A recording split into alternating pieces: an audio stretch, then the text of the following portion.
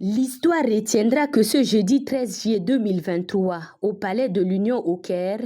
9 délégations dont 6 conduites par des chefs d'État et une par un Premier ministre ont convergé pour aider un pays frère et ami à renouer avec la paix et la stabilité. Il s'agit du Soudan qui, depuis le 15 avril 2023, est à feu et à sang à cause d'un différend entre les forces armées soudanaises du général Abdel Fattah al-Burhan et les forces de soutien rapide du général Mohamed Hamdan Dagalo dit Hemeti. Au nombre de ces chefs d'État figure le président de transition, président de la République chef de l'État, général Mohamed Idriss Déby Itno, dont le pays est perçu aujourd'hui comme un havre de paix au milieu d'une zone de turbulence marquée par l'insécurité généralisée en Libye, la guerre au Soudan, l'instabilité dans le nord de la RCA, sans oublier les exactions de la secte Boko Haram dans le bassin conventionnel du lac Tchad.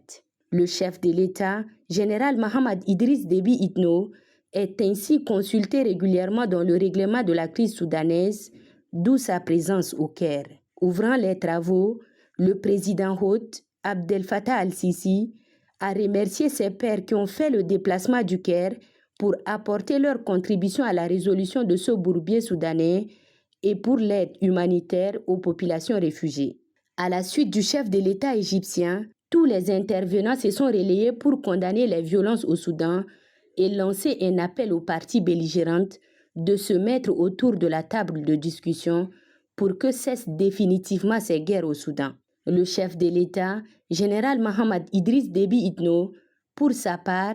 a plaidé pour une solution politique impliquant tous les Soudanais et une recherche commune et active d'alternatives aux problèmes d'approvisionnement en secours d'urgence, en nourriture, en médicaments et équipements médicaux pour atténuer les pressions de la crise sur les civils. Aussi, le président de la République a-t-il exhorté à une plus grande implication des pays limitrophes qui subissent les conséquences néfastes de cette guerre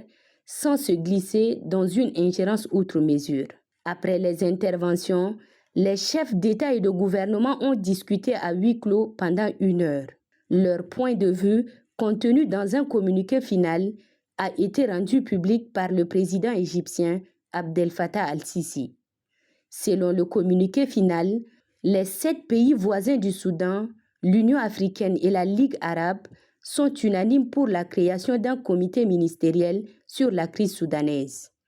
Composé des ministres des Affaires étrangères des pays ayant pris part à la rencontre, ce comité est chargé d'élaborer une stratégie devant guider les actions des chefs d'État des nations voisines du Soudan en vue d'une solution globale à cette crise par une communication directe entre les parties en conflit. Ce comité tiendra sa toute première rencontre dans les prochains jours au Tchad. Il faut signaler qu'avant l'ouverture officielle du sommet des chefs d'État des pays limitrophes du Soudan, le président de transition général Mohamed Idriss Déby Itno s'est entretenu avec le président égyptien Abdel Fattah al-Sisi. Le chef de l'État et son hôte ont passé en revue la riche et fructueuse coopération entre les deux pays avec en perspective le renforcement de ces liens.